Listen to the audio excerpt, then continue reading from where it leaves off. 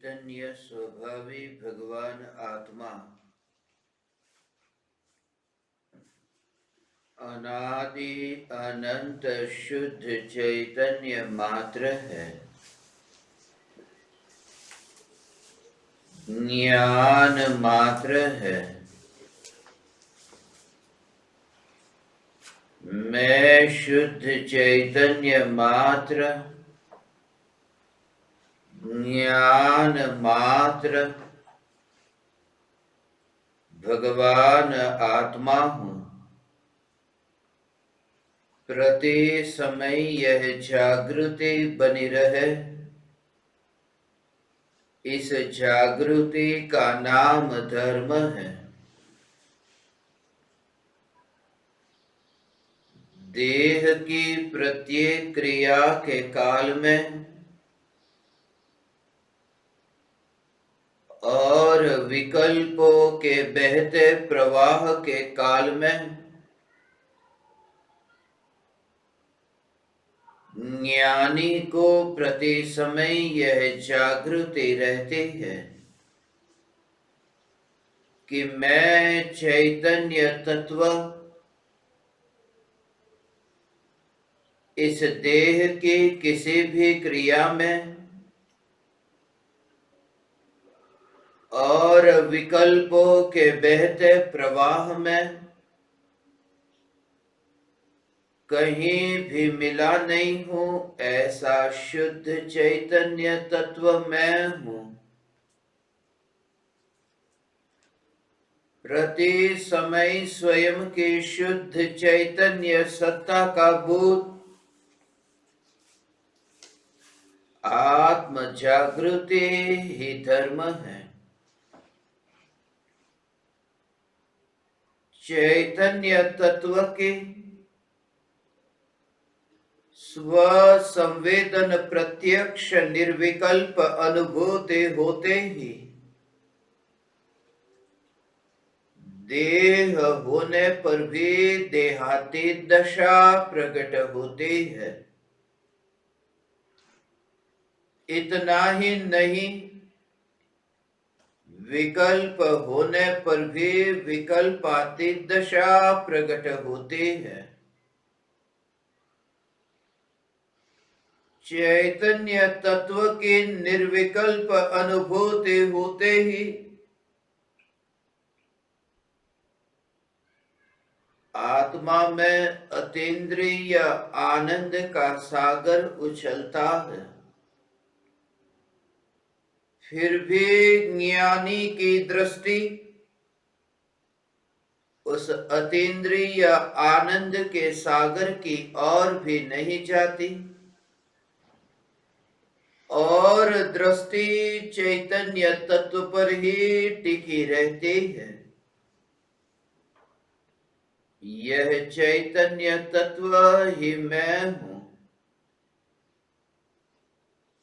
चैतन्य तत्व की निर्विकल्प अनुभूति होते ही ज्ञान दीपक प्रज्वलित होता है। ज्ञान दीपक प्रज्वलित होते ही ऐसी यथार्थ श्रद्धा होती है कि मैं त्रिकाल प्रज्वलित ज्ञान दीपक हूँ। चैतन्य ज्योति की सत्ता के अतिरिक्त देह रूपी मिट्टी और रागादि भाव रूपी धुएं में कहीं भी फैला नहीं हूं। ज्ञान दीपक प्रज्वलित होते ही ज्ञानी स्वयं को राख की दीवार का पड़ोसी मानता है और मोक्ष मार्ग का मुसाफिर जानता है।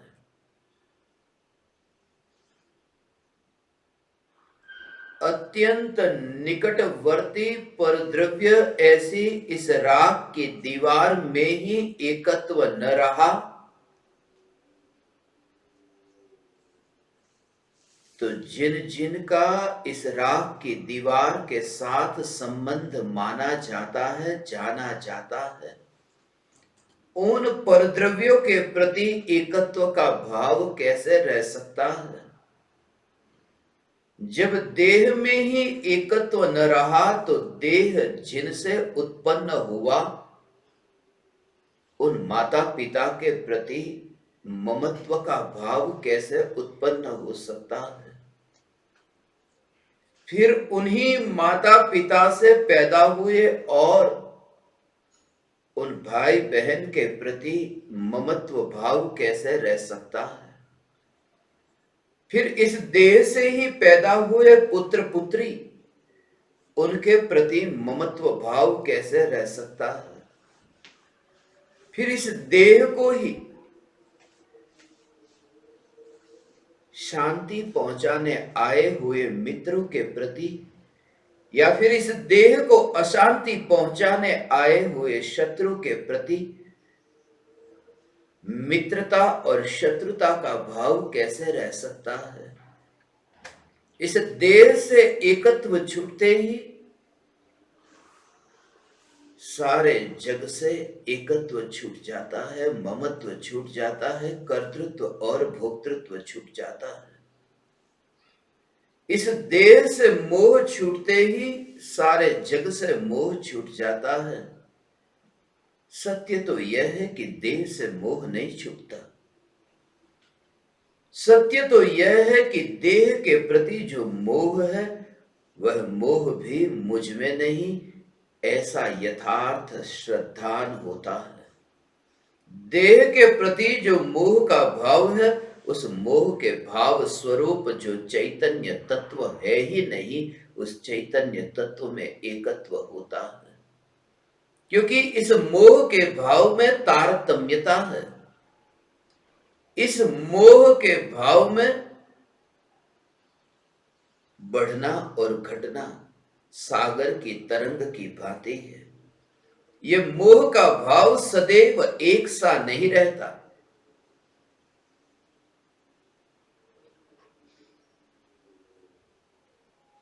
इसलिए ज्ञानी को मोह का भाव और मोह के भाव जिनके प्रति उत्पन्न होते हैं, इन सब में अनित्यता दिखती है। पेड़ की छाया सदैव एक सी नहीं रहती। इससे आश्चर्य नहीं होता क्योंकि पेड़ भी सदैव एक सा नहीं रहता। पर द्रव्य और प्रभाव से ऐसे ही भेद विज्ञान है। इसलिए ज्ञानी को आश्चर्य नहीं होता। क्षणिक का बोध और नित्य का अनुभव भेद विज्ञान के प्रबल वीर्य से अनादिकालीन मिथ्यात्व के कर्म का क्षय हुआ, मिथ्यात्व का अभाव हुआ कि अब एक भी परमाणु मात्र में मित्रता भी न हो और शत्रुता भी न हो। ऐसा अपूर्व अवसर आए, एक ही चैतन्य तत्व की पकड़ से छोड़ता नहीं है मित्रता को, छोड़ता नहीं है शत्रुता को। लोहे की हथकड़ी को या फिर सोने की हथकड़ी को वह छोड़ने नहीं जाता, क्योंकि यह देखता है कि हथकड़ी मैंने पहनी ही नहीं है। स्वयं को दिगंबर स्वरूप जिसने देखा उसने दोनों हथकड़ियों से बंधा हुआ न देखा।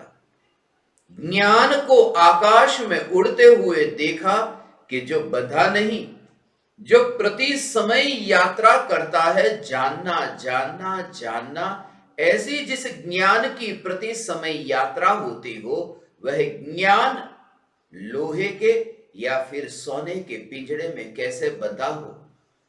यह तोता न लोहे के पिंजड़े में न सोने के पिंजड़े में बंधा है, क्योंकि यह आकाश में उड़ता है।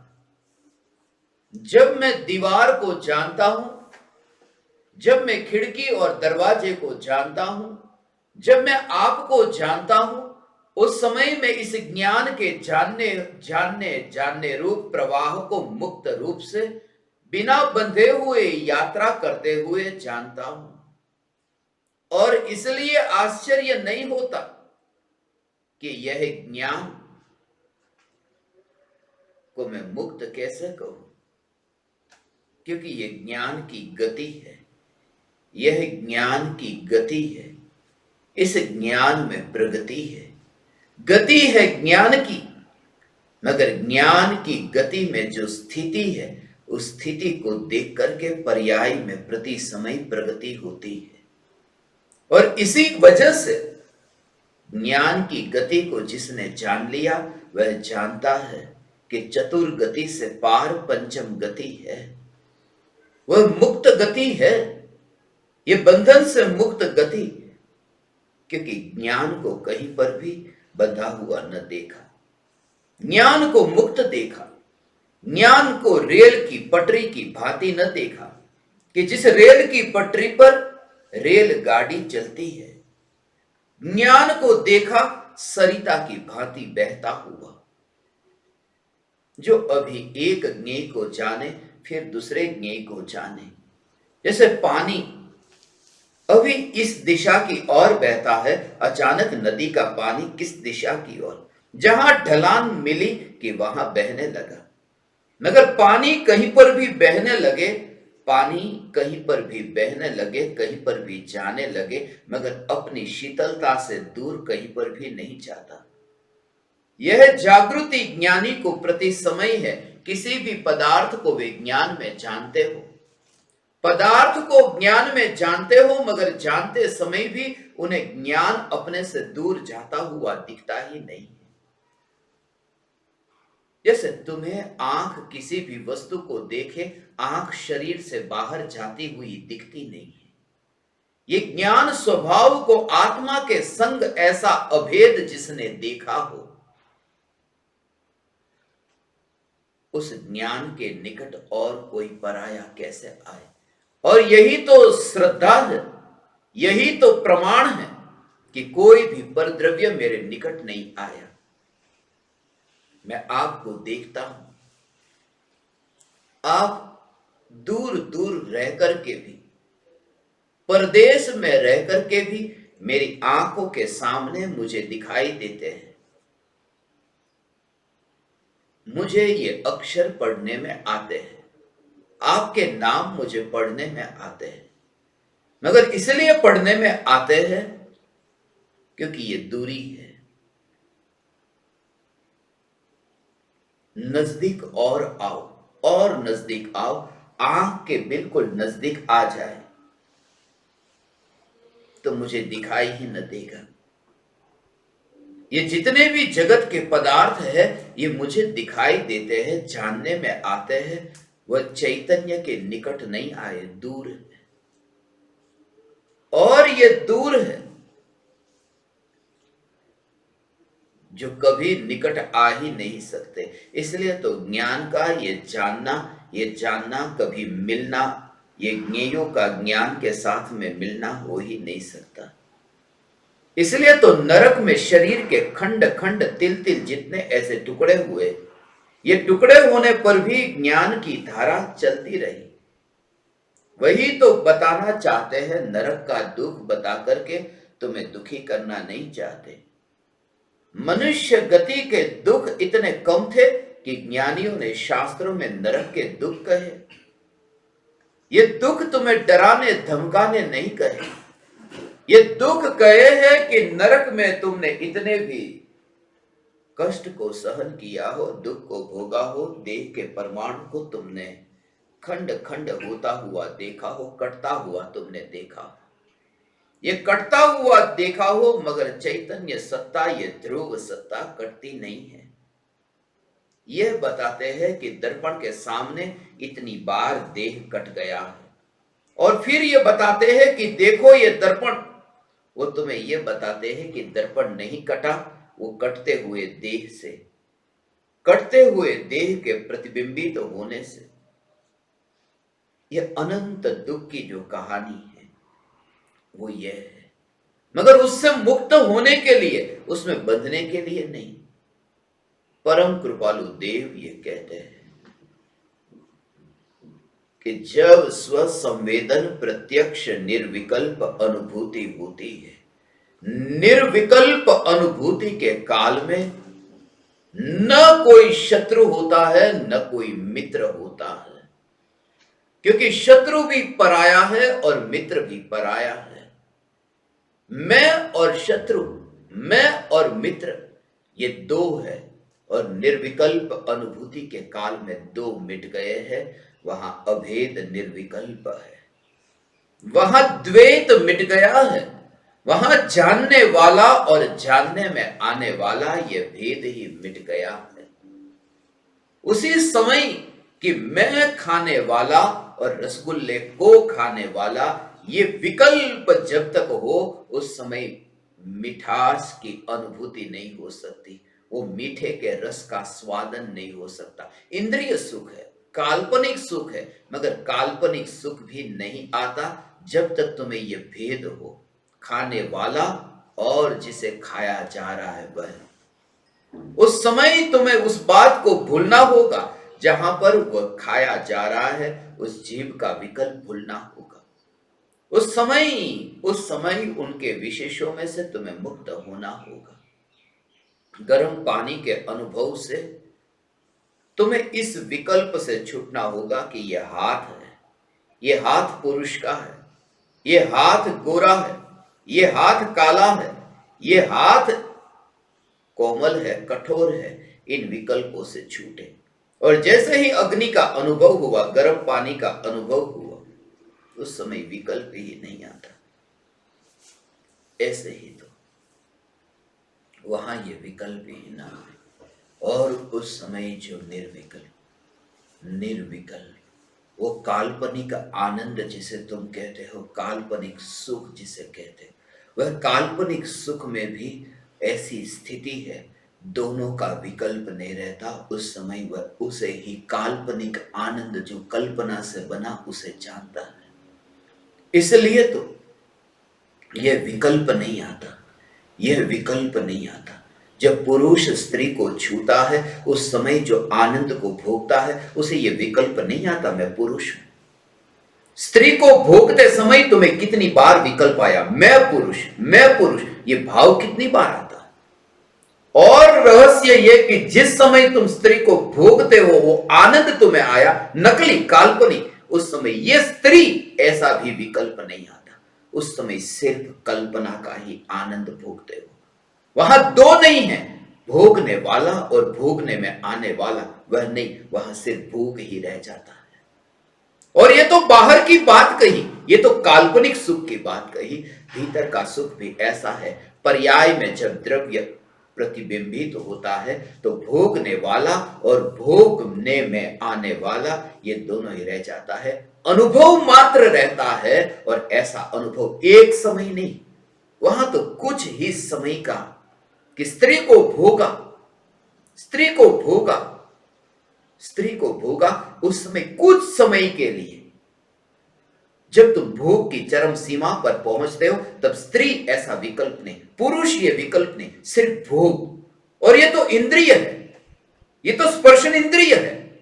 मगर जब अतीन्द्रिय है, वहां तो निरंतर धारा है, अनंत काल की धारा है। उससे गुणाकार मत करना कि स्त्री से भोग के समय जो कुछ समय का सुख मिला, ऐसे ही मल्टीपल बाय इन्फिनिट, ये अनंत गुना, ऐसा मत करना। यहां है निराकुलता। वहां तो तुम्हारी स्पर्शन इंद्रिय, वहां तो तुम्हारे लिंग के चिन्ह, ये स्पर्शन इंद्रिय वहां पर निमित्त तो बन रहे हैं। मगर यहां जो अतीन्द्रिय आनंद का वेदन होता है, ये इंद्रिया तो एक और होती है, और सिर्फ आनंद आनंद आनंद की वह धारा। और ये धारा एक समय के लिए, उसे कहा सम्यक दर्शन, और ये अनंत काल के लिए उसे कहा अनंत काल की मुक्ति, आत्मज्ञान से केवल ज्ञान।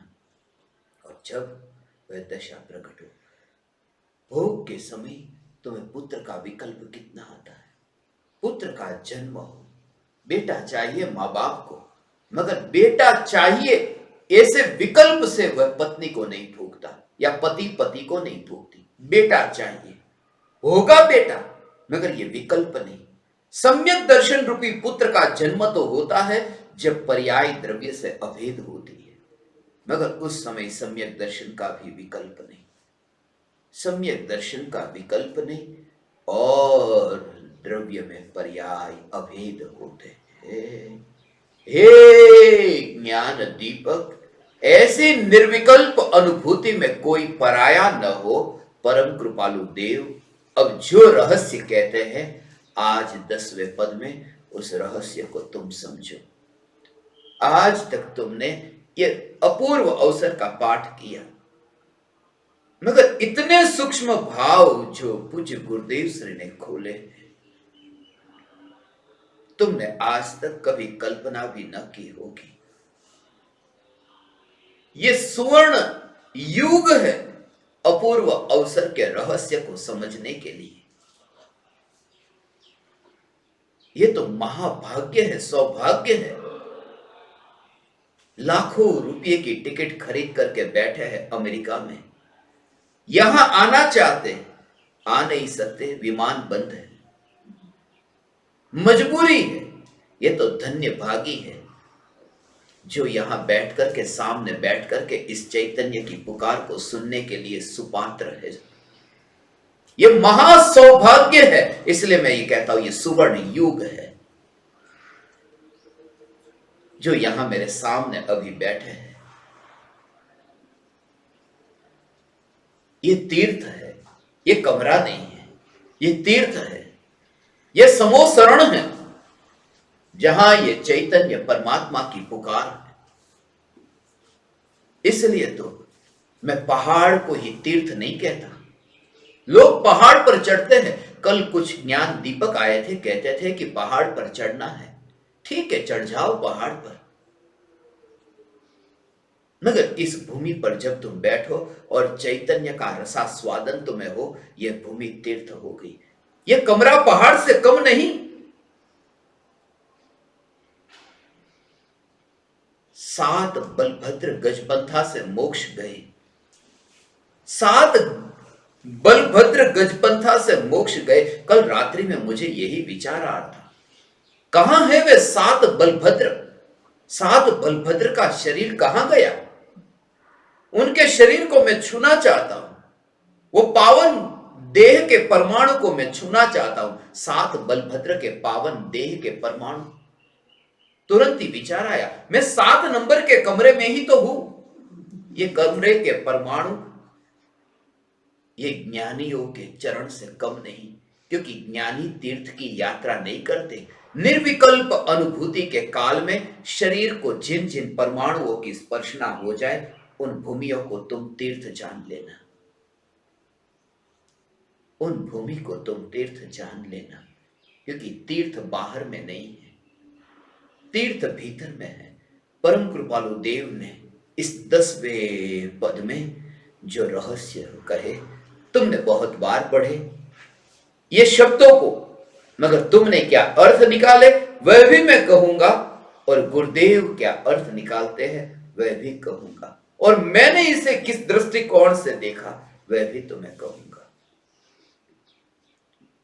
शत्रु मित्र प्रत्यय वर्ते समदर्शिता, मान अमाने वर्ते तेज स्वभाव जो, जीवित के मरने नहीं न्यूनाधिकता, भव मोक्ष पण शुद्ध वर्ते संभाव जो। शत्रु मित्र प्रत्यय वर्ते समदर्शिता। भावलिंगी मुनिराज वन विहारी संत शत्रु और मित्र के प्रति उन्हें संभाव रहता। कोई भी शत्रु उनके सामने आए या मित्र उनके सामने आए, संभाव है। शत्रु पीड़ा पहुंचाने आए और मित्र साता पहुंचाने आए, संभाव रखते हैं मुनिराज। अपूर्व अवसर ऐसा कब आएगा? आज तक तुमने यही अर्थ निकाला। होंगे कोई शत्रु जो आते होंगे तलवार लेकर के सामने। शत्रु आए और मित्र आए तो भी वह संभाव में। कोई गले में सांप डालने के लिए आए या फिर कोई चंदन का हार डालने के लिए आए, वे संभाव रखते हैं। शत्रु हो या मित्र हो, मुनिराज संभाव में। गुरुदेव ये कहते हैं, शत्रु बाहर नहीं, मित्र बाहर नहीं। तुम ही तुम्हारे शत्रु हो और तुम ही तुम्हारे मित्र हो। कल्पना में तुमने ही शत्रु माना, तुमने ही मित्र माना। मुनि जब आत्मा के ध्यान में लीन है, ऐसी दशा, एक व्यक्ति आए और गले में सांप डालकर चला जाए, दूसरा व्यक्ति आए और गले में चंदन का हार डालकर चला जाए, और थोड़ी देर बाद ऐसा हुआ कि कोई तीसरा आया जिसने सांप भी निकाल दिया, हार भी निकाल दिया, बस। और वह मुनि अपने आत्मा के ध्यान में लीन है। और उन मुनियों के बारे में तुमने लिखा, शत्रु के प्रति द्वेष नहीं करते, मित्र के प्रति राग नहीं करते, ऐसे मुनि। मगर मुनि को तो पता भी नहीं है क्या हुआ है बाहर में। ये तुमने बाहर से देखा, उनके भीतर से जब मुनि की भीतर की दशा को जब तुम देखो भगवान, तब तुम पाओगे कि निर्विकल्प अनुभूति के काल में ऐसी वह दशा कि किसी ने मुनिराज पर, ऐसा हो मुनिराज पर सर्प डाला और फिर सर्प निकाल दिया। किसी ने मुनिराज को गाली दी और थोड़ी देर के बाद में मुनिराज के सामने हाथ जोड़कर माफी मांगी। और मुनिराज आत्मा के ध्यान में लीन है। और तुमने जब लिखा तो ऐसा लिखा कि मुनिराज ने गाली देने वाले को माफ कर दिया। मगर जब गाली दी तब भी मुनिराज को पता नहीं है, माफी मांगी उसका भी पता नहीं है, क्योंकि माफ करने के लिए क्रोध आना जरूरी है। जब क्रोध ही नहीं था तो माफ किसे करें? वह तो निर्विकल्प अनुभूति में लीन है। मैं मुनि की उस दशा के बारे में कहना चाहता हूं, ज्ञेयों में राग न करे, द्वेष न करे, ऐसा नहीं। ज्ञेय के ज्ञान में प्रतिबिंबित होने के काल में जिन्हें ज्ञान का वेदन होता है, जिन्हें ज्ञान का अनुभव होता है, वो कहां विकल्पों में उलझे कि मैं इस शत्रु में द्वेष न करूं, इस मित्र में राग न करूं। मैं उपाश्रय में महाराज साहबों को मुंबई में पढ़ाने जाता था। दोनों ही प्रकार के बैठते थे गृहस्थ, एक दुकान पर जाने वाले गृहस्थ, एक उपाश्रय में बैठने वाले महाराज साहब गृहस्थ। ये दो प्रकार के गृहस्थ कहता था। रोज मैं अपने पास में थैली में कुर्ता पजामा लेकर जाता था। ये बैठे मेरे साथ में, कहता था आज कौन कुर्ता पजामा पहनने को तैयार है। रोज जाकर पूछता था, पहन लो, मगर दुनिया के सामने ये धोखा देना बंद कर दो कि तुम साधु। 40-50 लोग गोवालिया टैंक का जो देरासर, वहां पर बैठते थे। झटका लगता था कुछ लोगों को, उनको तो नहीं लगता, ज्यादा तो मुझे लेकर के जाते उनको लगता कि हम तो जिन्हें गुरु मानते हैं, आप तो कुर्ता पजामा। और पहले दिन उन्होंने ये सोचा था कि कोई पढ़ाने के लिए आएंगे ना पंडित, उनको कहेंगे दीक्षा ले लो हमारे जैसे। मगर मैं उनके लिए कुर्ता पजामा लेकर जाता। वालकेश्वर के देरासर में, नवजीवन का देरासर, वहां उपाश्रय, इतनी जगह ये सब साथ में आते थे। हजारों महाराज साहबों को मिला, पढ़ाया।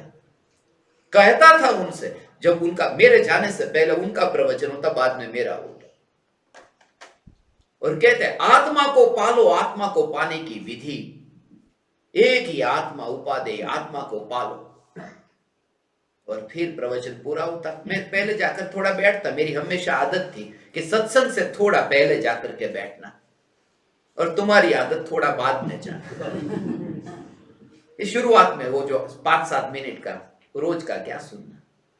मेरी आदत थी कि पहले ही समय पर सत्संग शुरू हो, क्योंकि मैं गुरुदेव का शिष्य हूं।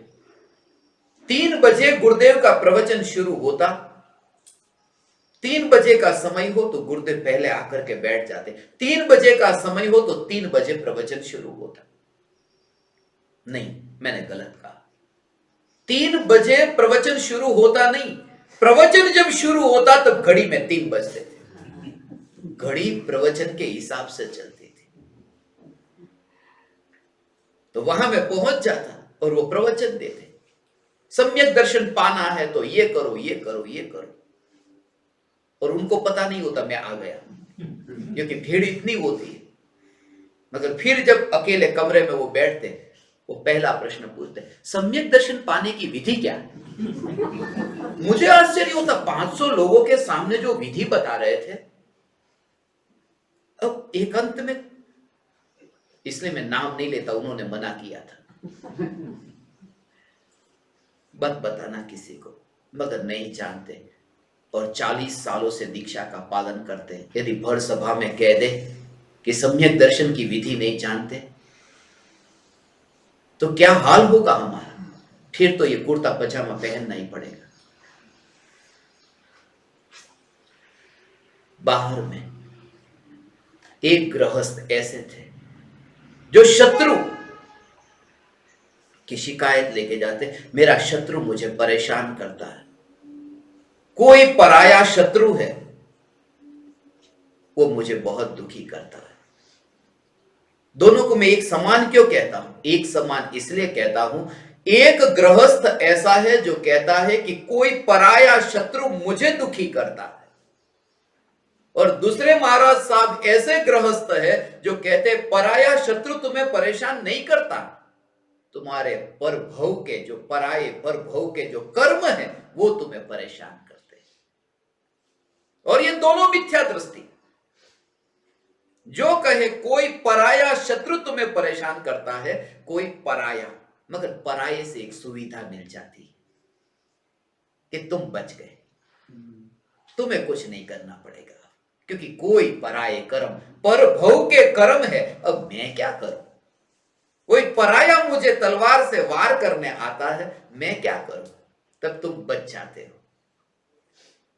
और पराया आ गया ना, पराये कल का, पूर्व का, भूतकाल का, उससे एक सुविधा मिलती है। वो मेरी बात नहीं है, उससे हमारा तादात्म्य कम हो जाता है, उसमें रिस्पॉन्सिबिलिटी कम हो जाती है, उसके साथ हमारा इतना जुड़ाव नहीं रहता। ठीक है, वह जैसे आज आप कोई गीत गाओ और कल भी आपने गाया था, और मैं कहूं कि आज जो आपने गाया उससे बेहतर कल का था, आपको अच्छा नहीं लगता?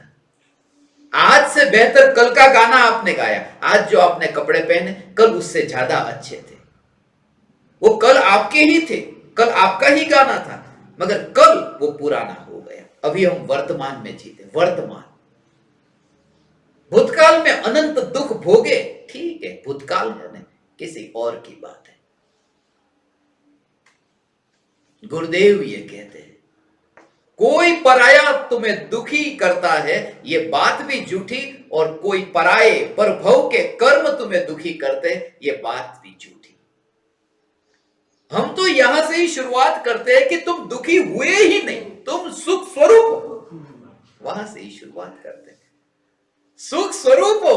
दुखी दुखी दुखी दुखी दुखी, तुम्हारे दिमाग में इतना दुख डाल देते हैं, एक बार भी सुख स्वरूप की बात नहीं आती। और कभी भी मैंने इतने दुख भी भोगे तो सहन करूंगा करूंगा, उससे कभी अतीन्द्रिय आनंद प्रकट नहीं हो सकता। अतीन्द्रिय आनंद प्रकट तभी होता है, मैं सुख स्वरूप हूं, मैं सुख स्वरूप हूं। तुम जरा विचार करो, मैं दुखी हूं, मैं दुख को भोगता हूं, मैं दुख को भोगता हूं, मैं उसमें आनंद वो नहीं आएगा। तुम कितना भी करो, मैं तो दुख को भोगता हूं, मैं तो दुख को भोगता हूं, अंदर कांटा चुभता होगा। मगर मैं अतीन्द्रिय आनंद, ऐसा चैतन्य परमात्मा तत्व कि अतीन्द्रिय आनंद को भोगने वाला मैं भगवान आत्मा, ऐसा जो मानता है वो मिथ्या दृष्टि। क्या कहा? मैं अतीन्द्रिय आनंद को भोगता हूं ऐसा मानने वाला मिथ्या दृष्टि है। सम्यक दृष्टि तो ये कि अतीन्द्रिय आनंद का भोग जिसके आश्रय से होता है वह मैं द्रव्य हूं। वह द्रव्य, वह त्रिकाल ध्रुव चैतन्य परमात्मा, वो द्रव्य हो। इसलिए कहा अतीन्द्रिय आनंद का सागर उछलता है, मगर उछलते अतीन्द्रिय आनंद के सागर की ओर दृष्टि नहीं जाती, वो पर्याय की ओर दृष्टि नहीं जाती, ऐसा हो। इसलिए पर्याय दृष्टि छुड़ाने के लिए कहा इसका राज आज खुलेगा। ये खुलेगा। बहुत बार तुमने ये पढ़ा, शत्रु मित्र प्रत्यय वर्ते समदर्शिता। आ जाओ, शत्रु कितने हो, आ जाओ मित्र कितने हो।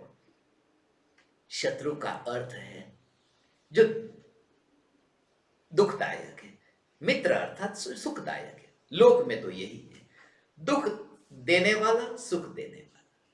शत्रु मित्र, मुनिराज की वह दशा। छठे सातवें गुणस्थान में मुनिराज के शत्रु कौन होंगे? शत्रु ही नहीं रहते, मित्र भी नहीं रहते, तो समदर्शिता कैसी? शत्रु मित्र चाहिए तो रहते हैं छठे सातवें गुणस्थान में। शत्रु भी रहते हैं, मित्र भी रहते हैं। शत्रु अर्थात दुख, मित्र अर्थात सुख। जो एक कषाई चौकड़ी का उदय है और परिणति अभी मलिन है, वो जो मलिन परिणति है वही शत्रु है। और तीन कषाई चौकड़ी के उदय का अभाव हुआ है और परिणति जो निर्मल है, वह निर्मल परिणति, वो वितराग परिणति, वह मित्र है। जो कषाई है, जो राग द्वेष अभी 25% समझने के लिए 25% राग द्वेष है, वे राग द्वेष शत्रु है। और जो 75% वितरागता है, वो वितरागता वह मित्र है। अशुद्ध पर्याय शत्रु है, शुद्ध पर्याय मित्र है। और ऐसी अशुद्ध पर्याय और शुद्ध पर्याय जिस ज्ञान में प्रतिबिंबित होती है, फिर भी ज्ञान में ज्ञान की ही अनुभूति हो, उसको कहते हैं समदर्शिता। अशुद्ध पर्याय और शुद्ध पर्याय ज्ञान में प्रतिबिंबित होने पर भी जिनका जोर दोनों पर्यायों पर नहीं है, जिनका जोर त्रिकाली पर है, उन्हें कहते हैं शत्रु मित्र प्रत्यय वर्ते समदर्शिता। यहां तो वो कि आजा तलवार लेकर के मैं बैठा हूं सहन करने को, ऐसा नहीं। ये भावलिंगी संत वन विहारी मुनिराज भगवान, हे ज्ञान दीपक, हे चैतन्य परमात्मा, ये शत्रु मित्र प्रत्यय ऐसा हो भेद विज्ञान परम कृपालु देव को, ये देह की क्रिया के काल में भी ऐसा भेद विज्ञान वितराग परिणति भीतर में है। परम कृपालु देव को आत्मानुभूति पूर्वक वितराग परिणति की धारा वह बहती है। लिखने का मां के पलंग पर बैठ करके ये अपूर्व अवसर काव्य लिखने का विकल्प आया। वही मुनि दशा स्मरण में आ जाती है। परम कृपालु देव की वह दशा है। भगवान बालक के रूप में मां की गोद में खेले थे, नग्न खेले थे। परम कृपालु देव नग्न थे और परम कृपालु देव भविष्य में नग्नता की ओर जा रहे। मगर जो भूतकाल की नग्नता थी वो कोई कर्म का उदय था, और भविष्य की जो नग्नता होगी वो भीतर का पुरुषार्थ होगा। वो मजबूरी थी। वो भूतकाल की जो नग्नता थी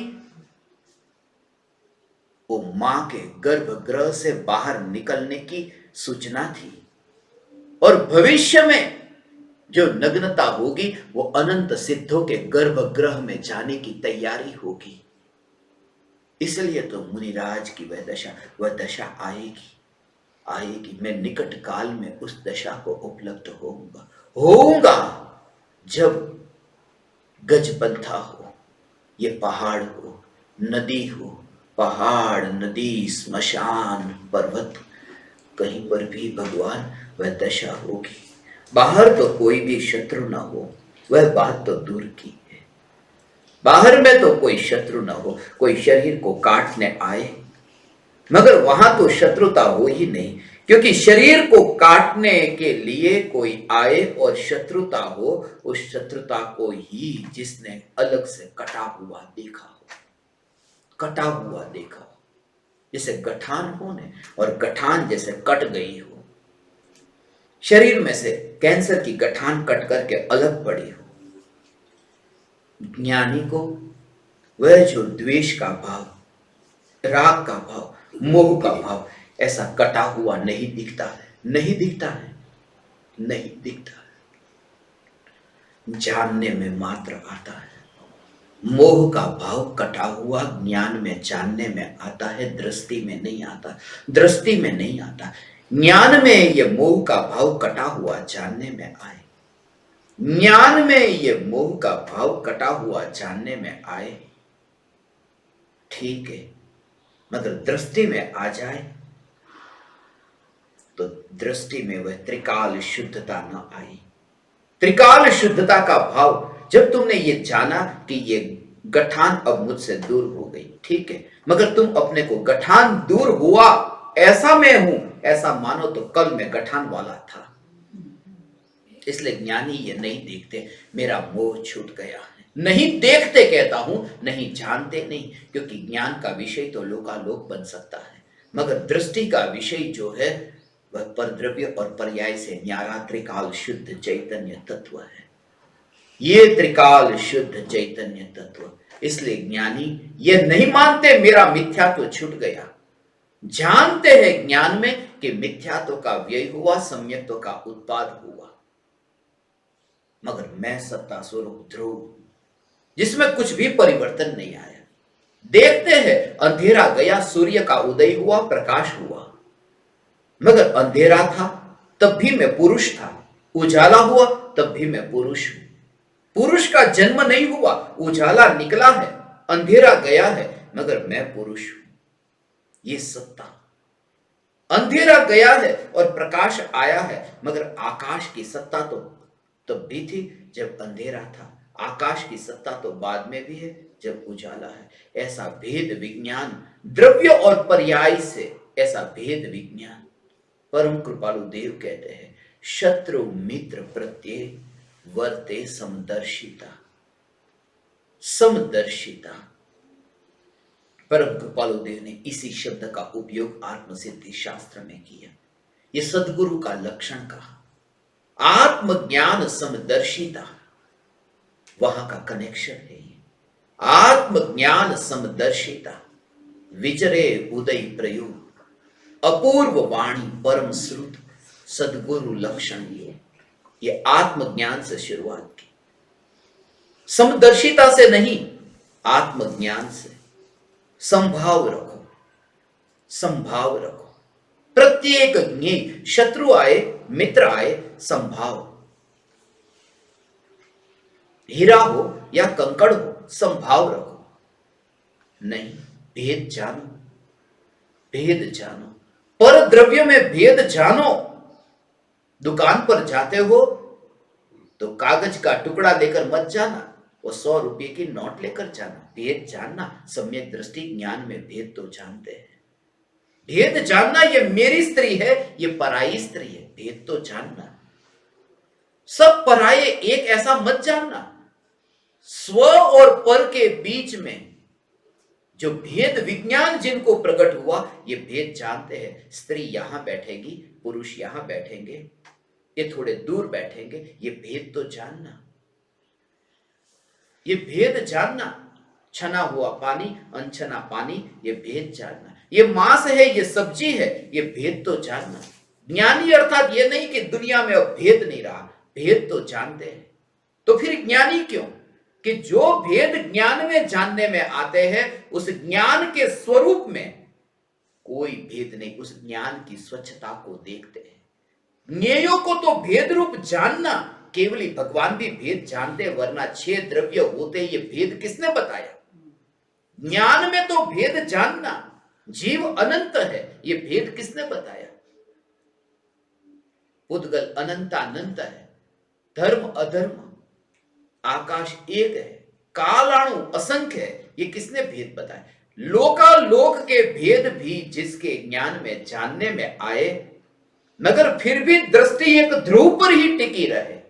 ज्ञेयों के भेद के कारण ज्ञान में भेद नहीं होता, ये जो जानते हैं। दर्पण के सामने 100 कुर्सी हो तो हो, मगर दर्पण एक ही है, और वो स्वच्छता वहां अंतर में वो खंडित नहीं हुई उन ज्ञेयों के कारण।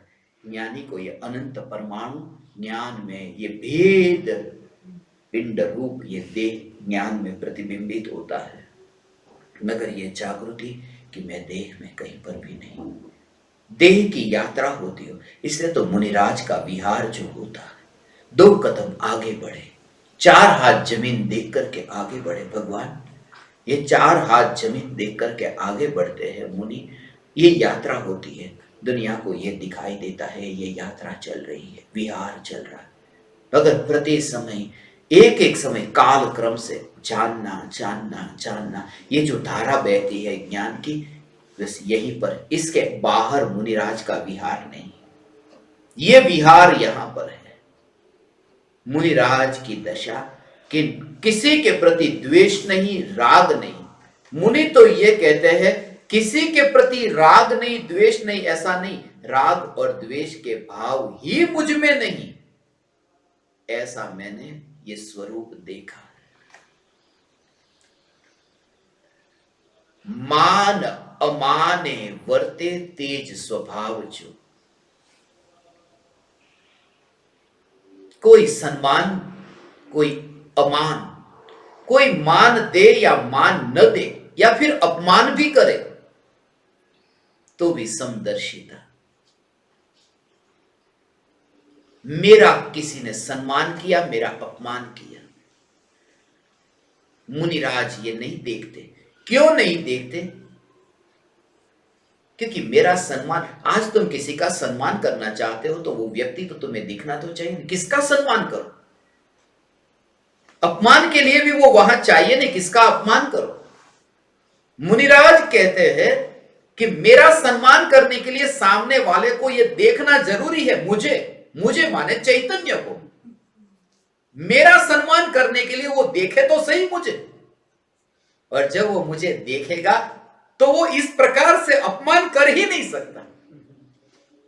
मुझे जो देखे, क्योंकि मुझे देखने के लिए उसे अपने को देखना जरूरी है। जो अपने को देखता है वह तो फिर इस भाव से मुक्त हो जाता। ऐसी वह दशा।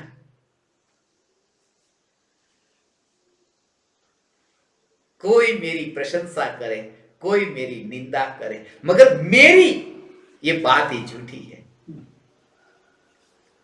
मुनिराज ये नहीं मानते, मेरी निंदा करनी हो उतनी करो, मेरी प्रशंसा करनी हो उतनी करो। नहीं, मेरी निंदा हो ही नहीं सकती, मेरी प्रशंसा भी नहीं हो सकती। ये जो गुणगान गाए जा रहे हैं वो भी मेरे नहीं, वो गुणगान मेरे नहीं। इसलिए मैं त्रिकाली ध्रुव चैतन्य परमात्मा हूं, ऐसे जो गुणगान गाए जा रहे हैं वो भी मेरे नहीं।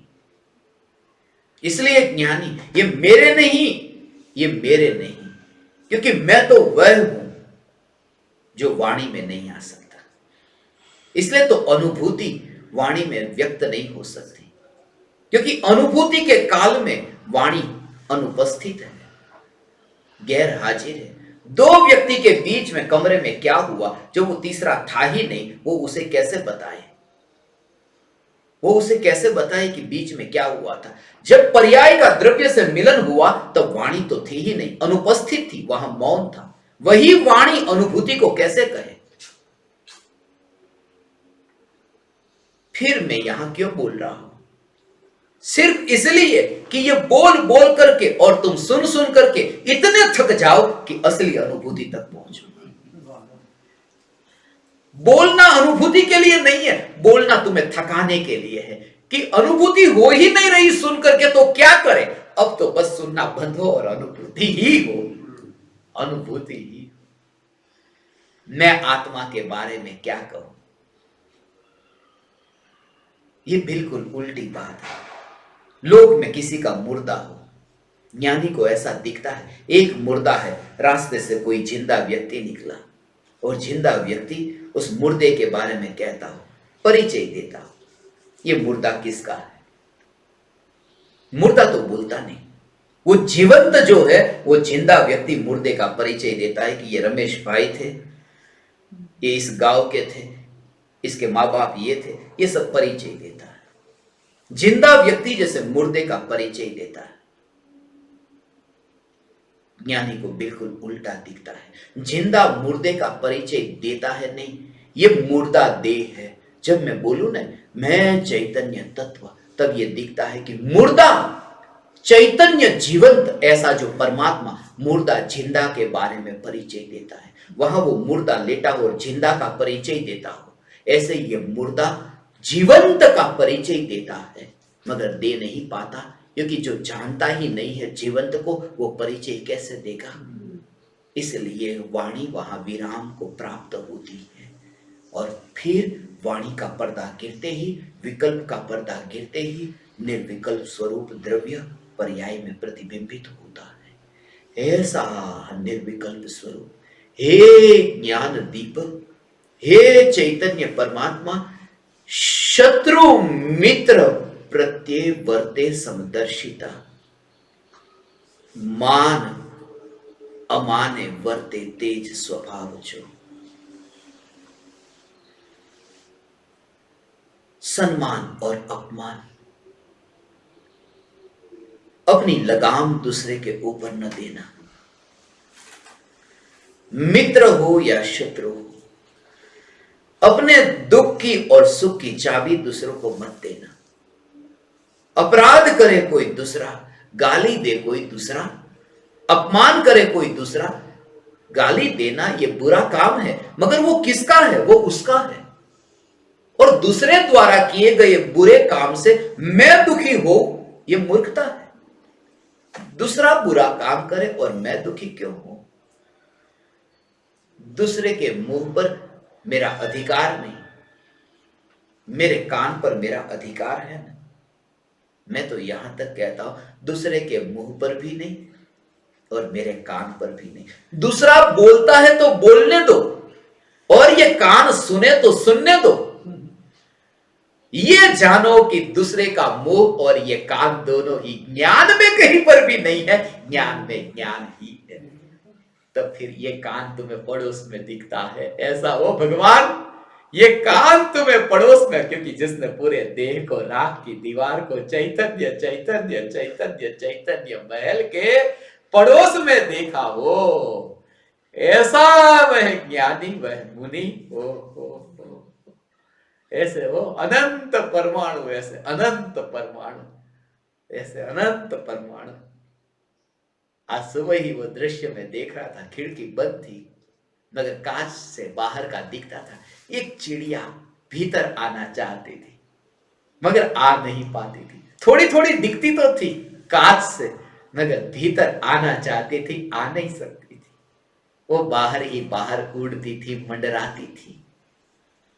ये आंख, कान, नाक, ये देह, ये हाथ पैर के ये परमाणु, ये देह, ये चैतन्य महल के बाहर मंडराते हुए दिखते हो और ज्ञान की खिड़की से ये दिखाई देते हो कि ये मंडरा रहे हैं, मगर चैतन्य महल में ये मुर्दे का प्रवेश नहीं है। ऐसे जो भेद विज्ञान की दृष्टि, स्वदृष्टि मुनि की दृष्टि है भगवान, उसे कहते हैं देह वहां है, तुम्हें वह दशा प्रकट होगी भगवान, ये दशा प्रकट होगी। मान अमाने वर्ते तेज स्वभाव जो। पूज्य गुरुदेव श्री का संभाव तुम्हें पता है? गुरुदेव की निंदा करने वाले कितने थे, मगर कबीर ने कहा है निंदक नियरे राखिए आंगन कुटी छवाए। निंदा करने वाले को पास में रखना, अपनी कुटी के बाहर, अपने आंगन में ही। निंदा करने वाला कोई आए उसे अपने आंगन में ही स्थान देना, क्योंकि वो तुमसे ऐसी बात कहेगा जो तुम्हारा मित्र नहीं कहेगा। मित्र डरता होगा, वो कहने से होगा कुछ ऐसा सत्य जो तुम्हें सुनने को मिले। निंदक को पास में रखना, कुछ ऐसी बातें हो जो तुम्हारे लिए जाननी जरूरी हो, जो मित्र शर्म के कारण न कहता हो।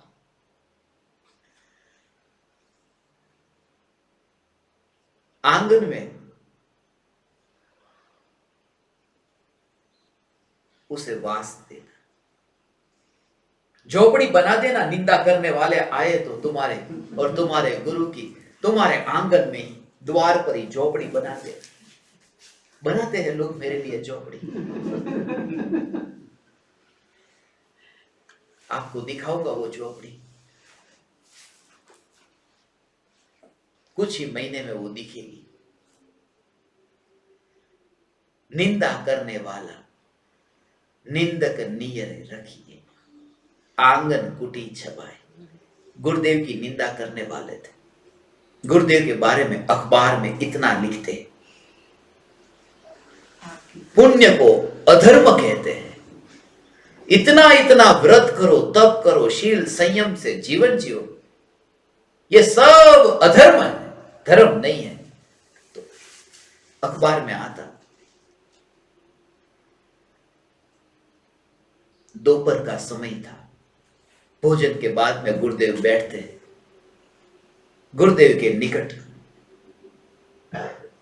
अखबार लेकर के ये मुमुक्षु बैठते और कहते, गुरुदेव कहते देखो पढ़ो क्या लिखा है। बोले गुरुदेव इसमें तो ऐसी ऐसी निंदा लिखी, पढ़ो, यदि हम में वो दोष होगा तो दूर करेंगे, होगा तो दूर करेंगे। निंदक नियर रखिए। अब निंदक तो नहीं आते थे मगर अखबार तो पास में आते थे, अखबार नियर रखिए। और आजकल तो व्हाट्सएप नियर रखिए, ऐसे फॉरवर्ड्स भी आते हैं, नियर रखिए।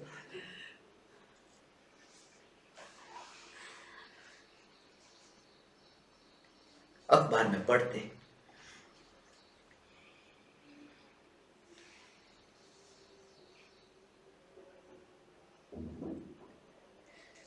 कांजी स्वामी तो ऐसे है वैसे है, कांजी स्वामी तो पुण्य को अधर्म कहते हैं, कांजी स्वामी तो कहते हैं धागे मात्र का परिग्रह हो और साधु बताए तो नरकगामी है। कांजी स्वामी तो गुरुदेव क्या कहते, वे सब भगवान है, बता भगवान छे, भगवान थाओ, भगवान है, वह सब भगवान है। और जो शिष्य बैठते वो कहते कि सचमुच गुरुदेव आपकी ये महानता, ऐसा लिखने वाले को भी वो भगवान है, जाने दो, उन्हें भी माफ कर, जाने दो, छोड़ो, वो भी भगवान है। गुरुदेव आपकी जो समदर्शिता, आपकी जो वितरागता वो हमने देखी, हम आपके जैसे कब होंगे। और गुरुदेव कहते थे ये कमजोरी है, ये कमजोरी है। समदर्शिता का मतलब पता है कि जब तुमने ये कहा कि कांजी स्वामी ऐसे है और जब ये ज्ञान में जाना, सुना ने तो ज्ञान में जाना, तब इतना भी बोलने का विकल्प नहीं है कि भगवान है, और मात्र जानना हो, इतना भी विकल्प न हो, मात्र जानना जानना जानना जानना जानना इतना हो कि जाने दो वो भगवान है, ऐसा भी विकल्प न हो। और वह धारा जो चलती थी और वो धारा जब टूटी और ये बोला जाने दो वो भगवान, तुम जिसे समदर्शिता समझते हो वो समदर्शिता भंग होना, ये बिल्कुल ऐसा सहज ऐसी ज्ञान की धारा, मात्र जानना जानना जानना, वो दुनिया को लगता ही नहीं है ये कुछ किया। इसलिए तो जब भी सभा भरती है तो सभा में यही तो, जब जिनको सम्मान देना होता है उनके लिए, इन्होंने ये किया, इन्होंने ये किया, इन्होंने बीए किया, एमए किया, पीएचडी की, इन्होंने ये किया, ये किया, जिनका सम्मान। अब किसी एक आदमी को कहो इनका सम्मान करवाना है, तुम पहले ही पूछ लो उन्होंने क्या किया। यदि तुमको कुछ भी नहीं किया, मात्र जानते रहे, बोले उनका क्या सम्मान करना। हम सम्मान भी उनका करते हैं जो कुछ किया, कुछ किया, कुछ किया। संसार में रहना है तो कुछ ना कुछ करना पड़ेगा, करना ही पड़ेगा। घर में रहना है तो दुकान पर जाना पड़ेगा, घर में रहना है तो रसोई घर में जाना पड़ेगा। घर में रहना, यहां रहना है तो कुछ ना कुछ करना पड़ेगा। झोपड़ी में रहना है तो भी कुछ करना पड़ेगा। कुछ किए बिना नहीं हो सकता। खाना पीना है तो कुछ ना कुछ तो करना पड़ेगा। एक ही जगह है जहां बिना कुछ किए खाना पीना मिल जाता है, मुंबई की सेंट्रल जेल। खाओ पियो। और मैं गया, मेरे पास में खाने पीने को नहीं था। जैसे ही वहां दरवाजे पर पहुंचा, उसको कहा अंदर ले लो। उसका पहला प्रश्न यह था, क्या किया? कुछ करके आओ। कुछ किए बिना तो जेल में भी नहीं आ सकता। संसार में रहना है तो कुछ ना कुछ करना पड़ता, और मोक्ष में जाने के लिए करना नहीं पड़ता, करना छोड़ना पड़ता है। ये भी नहीं कहता, क्योंकि जिसने किया ही नहीं वो छोड़े क्या। मात्र जानना जानना और जानना, ऐसी मस्ती। ये तो बोलने की सीमा है, मगर मैं भावना भाता हूं। ऐसा यदि हमारा, तुम जरा विचार करो, सुबह दोपहर शाम खाते पीते 142 ज्ञान दीपक जो है, जिनके लिए मैं एक दर्जी को ढूंढ रहा हूं जो थैला बनाए और उस थैले में आपको भर करके गजपंथा ले आओ। सबको पैसेंजर विमान बंद है, कार्गो चालू है। सबको मेरी भावना है, ये अमेरिका और कनाडा वाले और ये दूर दूर से आप समस्त परमात्माओं ने मुझे इतने अत्यंत प्रेम से सुना। मैं आप समस्त परमात्माओं को मेरे हृदय के अंतःकरण से प्रणाम करता हूं। मेरे प्रणाम स्वीकार करें।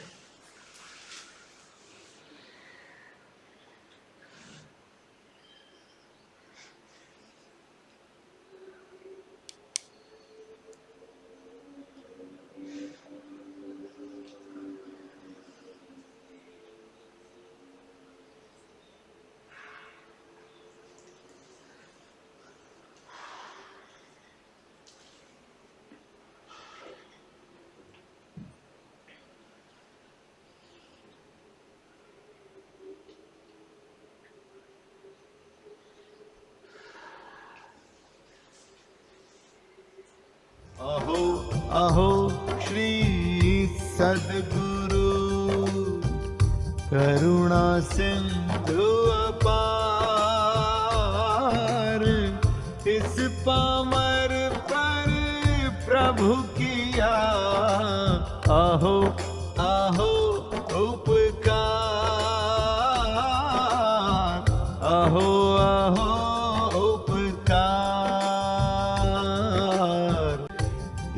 सहित जिनकी दशा वरते देहातीत,